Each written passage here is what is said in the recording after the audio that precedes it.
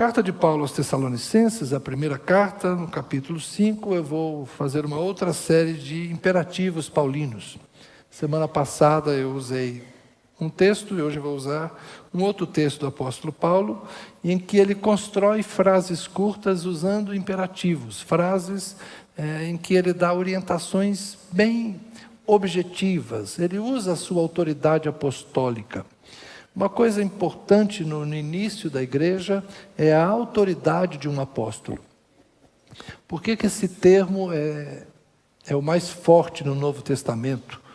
Entre os discípulos de Jesus, havia alguns na categoria de apóstolos. E era uma categoria muito estrita, formada pelos 12 nomeados por Jesus. Jesus escolheu 12 aos quais designou como apóstolos. A palavra apóstolo significa enviado. Então são aqueles que Jesus chamou para perto e depois mandou de 2 em 2, Mateus capítulo 10, mandou de 2 em 2 nas vilas e aldeias. Calma que é só uma criança autista. Mandou pelas vilas e aldeias pregando o evangelho. Então estes são os apóstolos, estes são os enviados, não é? E por que eles tinham autoridade? Porque eles foram comissionados pessoalmente por Jesus. Este comissionamento pessoal era investido de autoridade. Judas traiu Jesus, perdeu esse posto, eles escolheram Matias, mas lá adiante, Atos capítulo 9 registra a aparição de Jesus a Paulo e há um comissionamento particular a ele. Eu te constituo como apóstolo para os gentios, os não-judeus, aos quais eu te envio, e você vai falar diante de autoridades e governadores. Então Paulo recebeu um comissionamento pessoal de Jesus. E é por isso que no início do cristianismo não há Bíblia, não há um texto autoritativo. A autoridade são as pessoas que haviam estado com Jesus, ouvido o Evangelho, testemunhado as obras de Jesus. Então eles tinham autoridade para falar de Jesus, porque eram testemunhas, eu chamo de oculares e auriculares. Viram e ouviram. E João gosta de dizer, tocamos, apalpamos, certo? É por isso que os apóstolos têm uma autoridade diferenciada. Então, quando Paulo escreve as suas cartas, ele usa de vez em quando o imperativo, que é um tempo verbal próprio de quem tem força, tem autoridade para fazê-lo. E a gente às vezes precisa lembrar disso, que certas coisas não são opcionais, certas coisas não estão no campo do escolhe aí, decide se você quer ou não. Certas coisas são enunciadas como uma ordem. A gente tem que fazer. Primeira carta de Paulo aos Tessalonicenses, no capítulo 5, não é fácil. Os pais às vezes ficam privados de estar conosco, mas Deus vai dar graça, Deus vai dar sabedoria. Capítulo 5, são muitos os imperativos, eu quero encurtar um pouquinho a leitura. É que eu não posso, puxa vida, né? No final do capítulo, do verso 13. O final do verso 13 aparece com uma frase isolada. Vivam em paz uns com os outros. A tradução diz, vivam em paz, não é? Mas aqui a palavra paz foi transformada num verbo e foi usada num imperativo. Não dá para traduzir em português.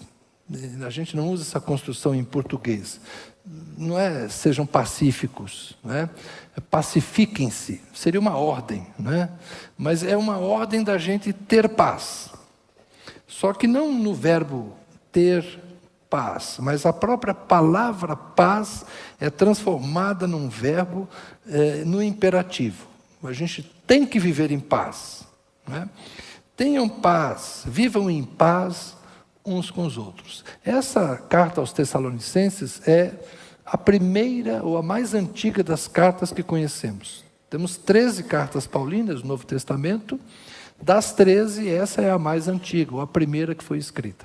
Ele deve ter escrito outras cartas que se perderam, mas das que temos, ela é a mais antiga. Então, esses imperativos são importantes porque Paulo está começando a doutrinar as igrejas por meio de cartas. E ele já escreve para esta igreja: vivam em paz uns com os outros. E aí um outro, verso 14. Também exortamos vocês, irmãos, a que admoestem os que vivem de forma desordenada. Aqui o imperativo está no admoestar. Eu lembro do Alexandre Carvalho, que ele brincava dizendo assim: a admoestação é um ato de amor. Não é? Admoestar, advertir, orientar, é uma forma de repreender, sim, mas é repreender com instrução. Quem admoesta está corrigindo. A admoestação é correção. Corrijam, e aqui está no imperativo, aqueles que vivem de forma desordenada. O que é forma desordenada? Poderia ser muita coisa, não é? Mas na segunda carta aos Tessalonicenses, Paulo nos dá uma pista do que ele estava querendo que as pessoas dessem um jeito, dessem uma solução nesse problema. O problema era o pessoal que não estava muito afim de trabalhar. Na segunda carta, no capítulo 3, ele vai falar assim, verso 6. Irmãos, em nome do Senhor Jesus Cristo, ordenamos a vocês que se afastem de todo irmão que vive de forma desordenada e não segundo a tradição que vocês receberam de nós. Porque vocês mesmos sabem como devem nos imitar, visto que nunca vivemos de forma desordenada quando estivemos entre vocês, nem jamais comemos pão à custa dos outros. Pelo contrário, trabalhamos com esforço e fadiga de noite e de dia, a fim de não sermos pesados a nenhum de vocês. Não que não tivéssemos o direito de receber algo, mas porque tínhamos em vista apresentar a nós mesmos como exemplo para que vocês nos imitassem. Porque quando ainda estávamos com vocês, ordenamos isto: se alguém não quer trabalhar, também não coma. Então, o que é a vida desordenada aqui? O que é o viver desordenadamente? Vagabundagem. O ócio, a preguiça. Não é? Então, admoestem os que vivem desordenadamente. Ele escreve isso na primeira carta. Na segunda carta, que não demorou muito tempo depois para ser escrita, foi logo depois para corrigir alguns mal-entendidos, ele já explica o que ele quis dizer aqui com viver desordenadamente. É esse pessoal que não quer trabalhar. E há inclusive um motivo talvez para isso, é que eles tinham uma expectativa muito iminente da vinda de Jesus. E Paulo até escreve a segunda carta dizendo assim: calma gente, não é assim não que Jesus está voltando, calma, tem umas coisas para acontecer primeiro. Porque o indivíduo tinha um campo, e aí ele pensava assim: Jesus vai voltar, para que eu vou plantar? Não vai dar tempo de eu colher? Então aquela ideia da ociosidade, imaginando que as coisas iam ser mudadas pela vinda de Jesus, então não compensava eu me esforçar. Eu já contei para vocês que na minha infância e adolescência, eu sou nascido em 63, então nos anos 80 eu ouvia muito: Jesus está voltando, Jesus está voltando, e eu fui encorajado a não estudar, não fazer faculdade. Porque Jesus está voltando, mas trabalhar não tinha conversa, que meu pai era um homem que acordava de manhã muito cedo para trabalhar, chegava de noite, trabalhava pesado, trabalhava todo dia, trabalhava de segunda a sábado, 4 filhos para alimentar. O nome do meu pai era trabalho, e os filhos dele tinham que aprender a trabalhar com dignidade e com honra. Meu irmão mais velho começou com 12 anos, nós outros 3 tivemos o benefício, eu e o outro começamos com 14, o caçula passou no concurso do Banco do Brasil para estagiário, começou com 15, mas todos nós sempre trabalhamos. O trabalho enobrece o homem, e o trabalho enobrece a mulher também. Não vou dizer que o trabalho infantil seja bom, que o trabalho da adolescência seja bom, se puder estudar melhor, mas a gente tem que pensar em trabalho. Trabalho é uma necessidade do ser humano. Então essa ideia de que o trabalho é castigo, não é por aí não. Nós somos do ramo protestante. A ética do trabalho é muito importante na fé protestante. Então, nós trabalhamos, né? E naquela igreja de Tessalônica, alguns começaram a negligenciar o trabalho, imaginando que Jesus estava muito perto de voltar. Olha, Jesus pode voltar a qualquer hora, como eu tenho dito a vocês, mas isso não faz de você alguém que não deva recolher INSS, que não deva comprar uma casa própria, que não deva se preocupar com o envelhecimento. Se eu tivesse ouvido as histórias de quando eu era jovem, eu estaria hoje admirado de ser avô e pensando daqui a pouco, né, na minha velhice, como é que eu vou fazer, né, quando não tiver mais em condições de estar aqui com vocês, meu Deus, como é que vai ser? A gente tem que pensar no futuro. Eu vou longe, né, Elfinha? Até os 80 eu vou estar jóia, gente. Depois disso eu vou estar muito chato, é melhor vocês arrumarem outro. Mas trabalhar. Então ninguém deve viver desordenadamente. Graças a Deus nós estamos numa cidade de muita consciência para o trabalho.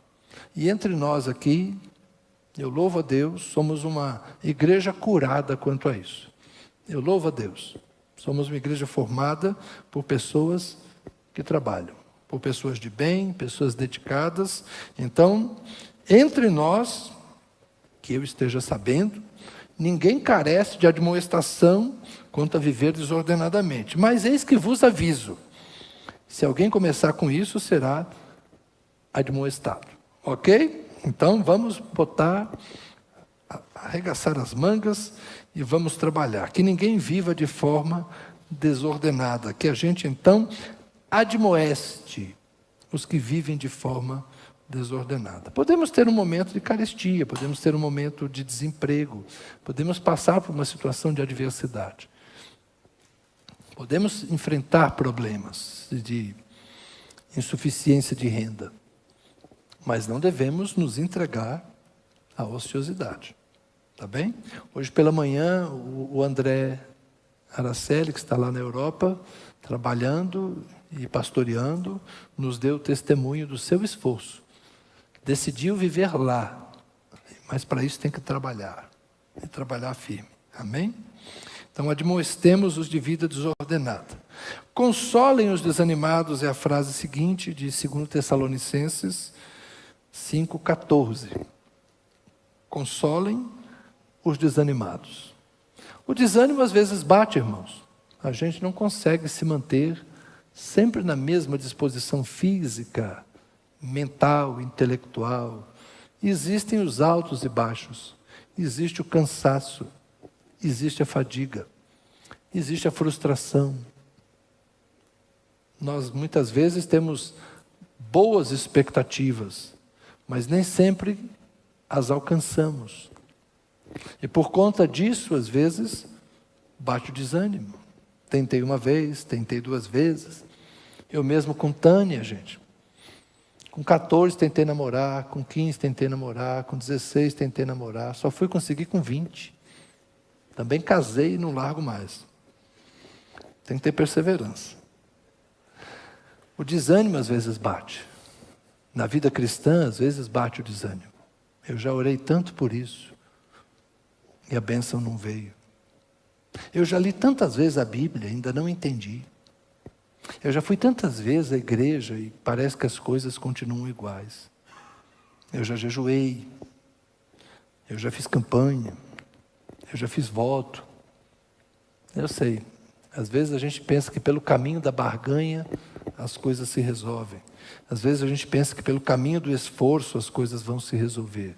E quando a coisa não acontece, a gente fica desanimado. Eu fiz a minha parte. Esses dias alguém foi falar algo com Tânia, e a pessoa falou, eu fiz isso, fiz aquilo, e Tânia falou, Deus pediu para você fazer? Eu falei, nossa amor, você está parecendo eu. É muito tempo de casamento, né? Deus pediu para você fazer alguma coisa desse tipo? Aí vem o desânimo, não é? Porque a gente nutre uma expectativa e ela se frustra. A gente precisa ajudar uns aos outros. Porque haverá momento em que a mão amiga vai nos tirar do desânimo. Consolar aqui tem a ver com encorajamento. Consolar é estar ao lado. Então, alguém está desanimado, tome cuidado para não ser mais uma voz de desânimo.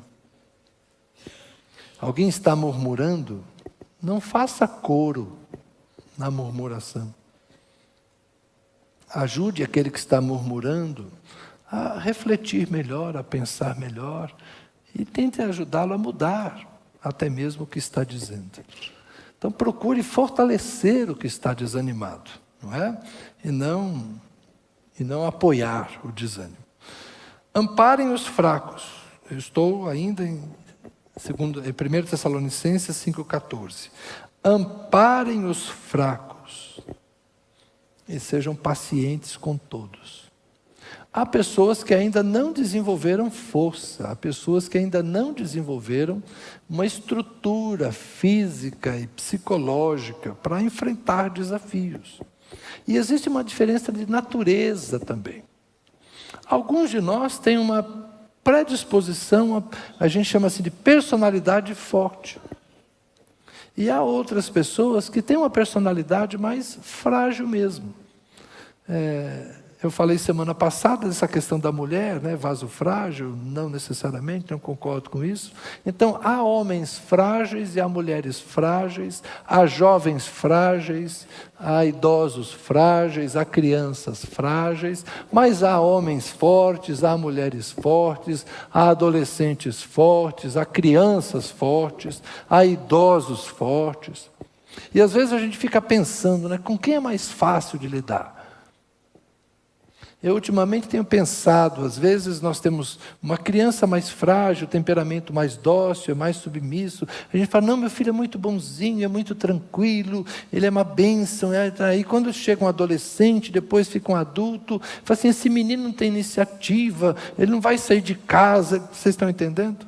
Às vezes a infância de uma criança frágil se transforma num adulto frágil. Aí você fica pensando, rapaz, talvez fosse melhor se eu tivesse me dado mais trabalho quando era menino, fosse um pouco mais teimoso, tivesse um pouco mais de iniciativa, e agora também seria um adulto mais forte. Então assim, não há uma pessoa perfeita. Não tem pessoa perfeita. Os que são mais fracos precisam ser ajudados. É da natureza. É da natureza das pessoas. A gente às vezes reclama, né, dos mimimi, dessas pessoas, qualquer coisa, ai, doeu, machucou, nossa, foi comigo, né? Esse negócio não curtiu, não respondeu. Então, sim, é verdade, nós convivemos com pessoas que são assim.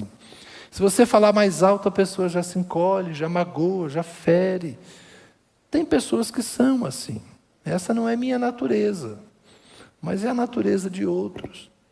Nós que somos mais fortes, às vezes a gente fere os mais fracos, ignorando a diferença de personalidade, a diferença de condição. E às vezes a fraqueza é uma condição momentânea, que pode ser revertida.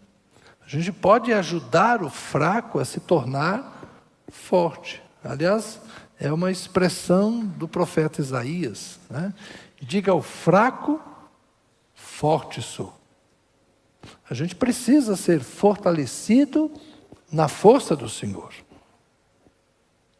Então, aquele que é fraco tem que ser ajudado pelos que são mais fortes. Vocês que são, Paulo escrevendo aos Gálatas, capítulo 6, vocês que são espirituais, ajudem aqueles que são fracos na fé. Então, aquele que tem mais vivência, aquele que tem mais energia, aquele que tem mais força, aquele que tem mais conhecimento, deve se colocar ao lado daquele que é fraco para que ele seja amparado. Amparo era o nome da minha avó materna, Maria do Amparo. Amparo é uma coisa que muitos de nós precisamos. E Deus nos ampara, Deus nos sustenta, Deus nos fortalece, inclusive através dos nossos irmãos, das pessoas que estão ao nosso lado. E sejam pacientes com todos. Ser paciente, longanimidade, caminhar um pouco mais, suportar um pouco mais. É um exercício diário. Muitas vezes nós queremos resolver logo os problemas, queremos dar palpite na vida das pessoas, exigirmos que as pessoas resolvam cá ou resolvam lá, façam isso ou façam aquilo. Às vezes o tempo da pessoa ainda não chegou. A gente está enxergando a situação, a gente está enxergando a resposta, mas aquela pessoa ainda não está preparada para aquela ação, não está pronta. Temos que ter paciência. A paciência faz com que a gente evite a dureza e a injustiça. Então vamos ter paciência uns com os outros. Perceba que está tudo interligado, não é? O vivam em paz tem a ver com isso, com a gente ter paciência uns com os outros. Tem a ver com a ideia de amparar o fraco, mas também advertir, exortar aquele que está vivendo de forma desordenada. A gente consola o desanimado, mas a gente corrige quem está errado. Tem que identificar quem está vivendo o quê, para que a gente faça a coisa certa. Todos nós. Isso é um trabalho meu, do pastor, ou isso é um trabalho nosso? Eu diria que, sem dúvida, é um trabalho meu, mas que não é um trabalho exclusivamente meu. Nós devemos cuidar uns dos outros em amor. Como às vezes eu brinco com vocês, cuidar um do outro não é cuidar da vida um do outro, no sentido de ser intrometido. Mas eu confesso que às vezes me preocupa se nós não estamos passando do ponto, no sentido de não somos uma igreja que julga, que condena, que oprime, que cobra. Somos uma igreja tranquila, cada um vai no seu ritmo, cada um faz do seu jeito. Até aí parece uma virtude, mas pode ser que a gente esteja passando do ponto e ficando uma igreja de pessoas indiferentes. E como é que eu vou descobrir se é paciência ou se é indiferença? Porque se eu deixar de me importar com meu irmão, já não é ter paciência com ele, é não me importar com ele. Aí eu já não sou alguém paciente, eu me tornei indiferente. O oposto de amor não é ódio. O oposto de amor é indiferença. A gente tem que ter cuidado. Verso 15. Tenham cuidado para que ninguém retribua aos outros mal. Pelo contrário, procurem sempre o bem uns dos outros e o bem de todos. Aqui o imperativo está no cuidado. Cuidem. Ele usa um verbo forte aqui. A ideia de cuidar é esteja atento, esteja disposto, observe, olhe. Aqui a ideia é olhar. Olhe. Olhe que ninguém retribua aos outros mal por mal. A única forma de vencer o mal, irmãos, não é cometendo uma maldade maior. A única forma de vencer o mal é pelo bem. É um modelo de Deus. Como é que Deus venceu a maldade humana? Manifestando a sua bondade em Jesus. E nós somos discípulos de Jesus. Nós não pagamos o mal com o mal, nós retribuímos ao mal uma ação bondosa. Há uma expressão interessante: a gente amontoa brasas na cabeça do outro.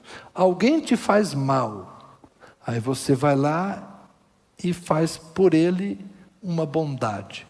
Quem é que fica com a cabeça quente? Ele. Poxa, eu fiz o mal para ele e ele me pagou com o bem. Estou envergonhado. É assim que a gente deve fazer. Pagar o mal com o bem. Coletivamente nós fizemos isso muitas vezes aqui na igreja.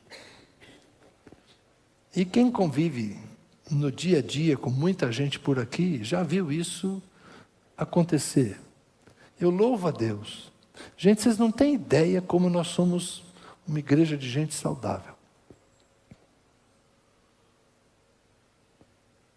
Vocês não têm ideia. Eu já vi alguns filmes desse tipo aqui. Fulano pisou na bola, fez um encrenca, o outro falou, não, está tudo bem, está jóia. E vai lá e traz de volta, e faz, e retribui com amor. A nossa ambiência é uma ambiência saudável. Eu louvo a Deus por isso. Eu tenho que pregar essas coisas, eu tenho que falar estas coisas, mas eu confesso que é como se eu estivesse falando para pessoas que não precisavam ouvir. É assim que eu enxergo a maior parte de vocês. Talvez a totalidade. Acho que meus olhos também estão muito cor-de-rosa e generosos, né? Mas é verdade, eu tenho testemunhado entre vocês quantas vezes, pacientemente, amorosamente, vocês lidam bem uns com os outros.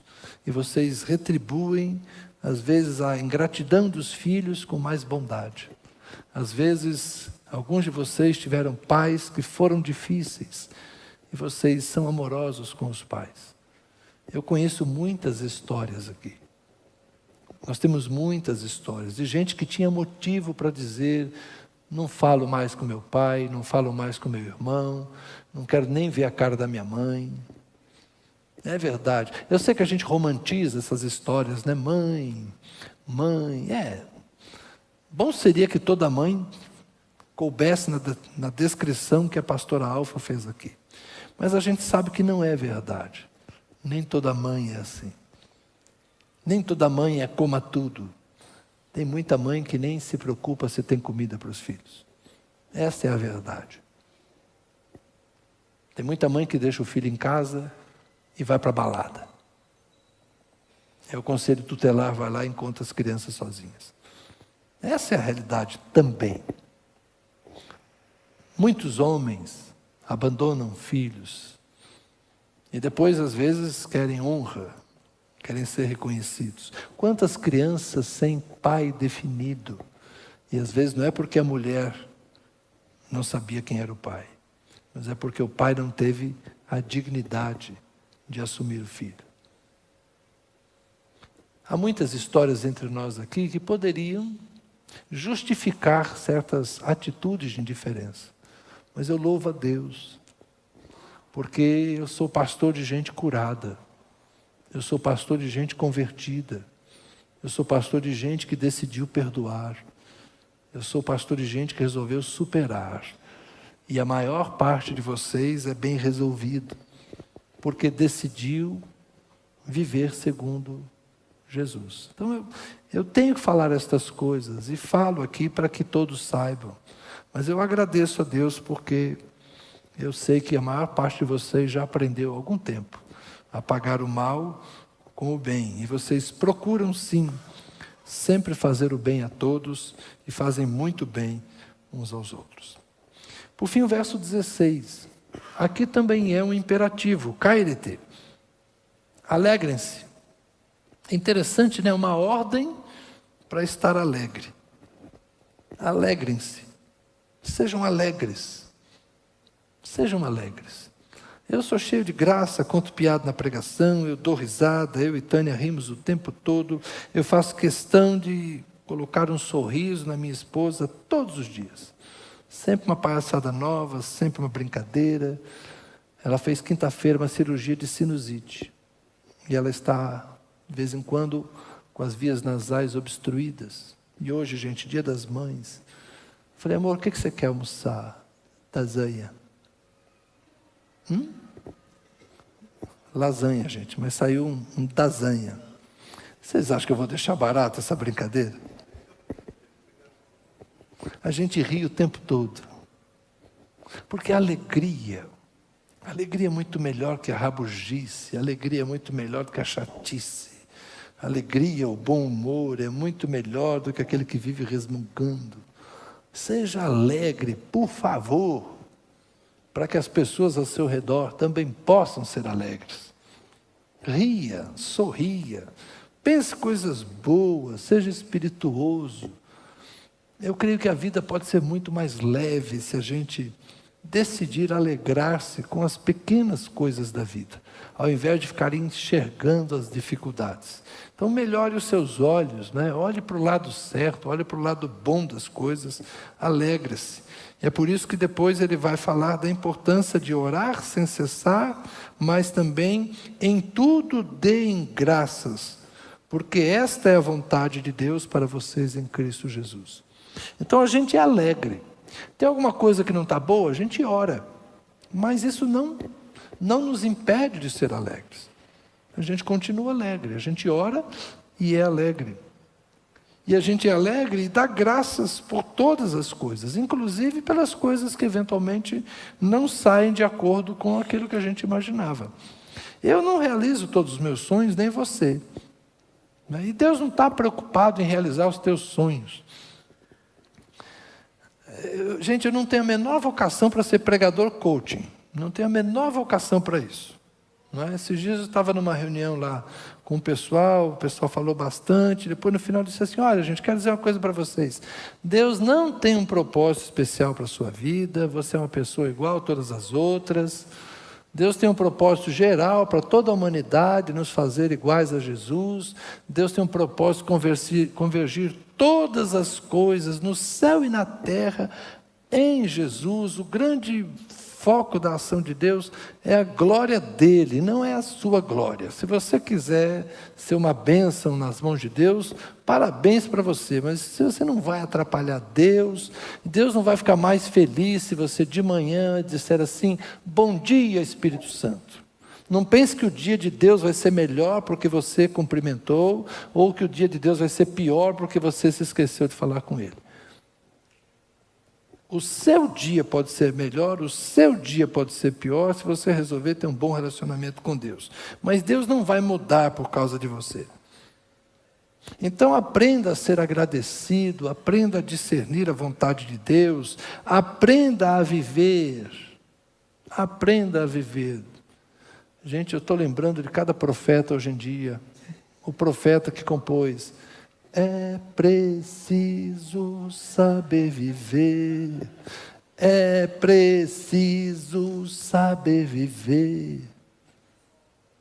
Aprende a viver, isso é titãs, aprende a viver, pelo amor de Deus. Aprende a viver. A vida pode ser mais fácil, a vida pode ser mais leve, a vida pode ser mais alegre, a vida pode ser mais tranquila. Você pode ser uma pessoa com melhores relacionamentos, cercada de gente que vai querer estar com você. Então esses conselhos que Paulo dá, faz com que nós sejamos uma comunidade de pessoas com as quais as pessoas querem conviver. É fácil você conviver com alguém que gosta de paz, que é alegre, que gosta do trabalho, que produz para si, que ajuda o desanimado, que fortalece o fraco, que tem paciência com aqueles que precisam de paciência. É bom você fazer parte de uma comunidade em que as pessoas não ficam trocando maldades, mas ficam trocando bondades e generosidades. Enfim, vamos seguir essas dicas da vida prática, para que a gente seja uma igreja que todo mundo queira fazer parte, para que a sua casa seja uma casa onde as pessoas queiram ir. Se você tivesse que fazer uma viagem de 4, 5 dias, quantas pessoas você tem coragem de levar consigo? Eu e Tânia, de vez em quando, fazemos viagens longas, de carro. E esses dias a gente estava planejando uma, e eu falei para ela, vamos levar um casal com a gente? Vamos. E aí começamos a ver quem vai ser o bem-aventurado. Já pensou, gente, passar 4, 5 dias viajando comigo, com Tânia? Que honra, que privilégio, né? Rindo o tempo todo. E sabem que é uma experiência interessante? Tem um lugar que a gente costuma ir lá no sul. Eu já fui 3 vezes, ou 4. 3. 5.000 quilômetros. Mas cada vez que a gente vai com um casal diferente. É uma experiência muito boa, muito boa. Quantas vezes eu viajei para a Bahia com alguns de vocês? É uma experiência boa. Então, com quantas pessoas do seu convívio você toparia fazer uma viagem? Eu estou devendo viajar para muita gente, né, Ilma? Estou devendo viagem para alguns. Mas olha, será que as pessoas querem viajar com você? Você é uma pessoa que alguém gostaria de convidar? Bora, 5.000 quilômetros, uma semana na estrada. Então, pensa aí, dá para melhorar. Ainda, tá bom? Vamos orar. Senhor, a vida é uma dádiva maravilhosa. Obrigado, Senhor, por este lugar onde vivemos as nossas experiências religiosas semanais. Obrigado por esta comunidade, Senhor. Há tantos anos eu estou aqui cercado de irmãos e irmãs que eu aprendi a amar, respeitar. Oh, Jesus, muito obrigado, muito obrigado. Alguns já estão com o Senhor, outros já não estão entre nós, mas tantas pessoas queridas, amadas, partilharam vida conosco. E isso é uma experiência tão gratificante. Eu te glorifico, Senhor, porque temos vivenciado a leveza do Evangelho da Graça, o bom humor da presença de Deus em nós, de um Deus bem-humorado, de um Deus alegre, de um Jesus que está com os discípulos nas diferentes circunstâncias e não desiste de nós. Obrigado, Senhor. A tua presença, a tua alegria, a tua paz, a tua força, a tua consolação, as dádivas e os benefícios que o Senhor nos dá por meio de nós mesmos, Senhor. O Senhor fala entre nós e por nós, o Senhor nos abençoa por meio de mãos humanas que nos tocam, que nos acolhem, ouvidos que nos ouvem, braços que nos envolvem e nos fazem sentir seguros, Senhor. Obrigado por todo o cuidado que o Senhor manifesta quando alguns de nós ficam enfermos, mas tem alguém perto para ajudar. Quando alguns de nós empobrecem, mas tem alguém perto para repartir. Quando alguns de nós, Senhor, se cansam, mas tem alguém perto para fortalecer. Obrigado, Senhor. Quando alguns de nós são alcançados pela morte de algum parente, pela perda, mas tem alguém perto para consolar, para fortalecer, para chorar junto. Obrigado, Deus, porque somos pessoas saudáveis, curadas e ao mesmo tempo terapêuticas, para curar outros. Obrigado, Senhor. O Senhor tem sido generoso conosco. O Senhor tem sido bondoso conosco. E que nenhum de nós se sinta só. Que ninguém aqui se sinta esquecido, abandonado. Que ninguém se sinta desprezado, alheio ao mover da graça que o Senhor opera entre nós. E ajuda-nos, Senhor, a sermos mais atenciosos uns com os outros. Sermos mais amorosos uns com os outros. Pacientes com todos. Que a graça do Senhor continue a nos nutrir, suprir e fazer transbordar. Aleluia. Graças a Deus.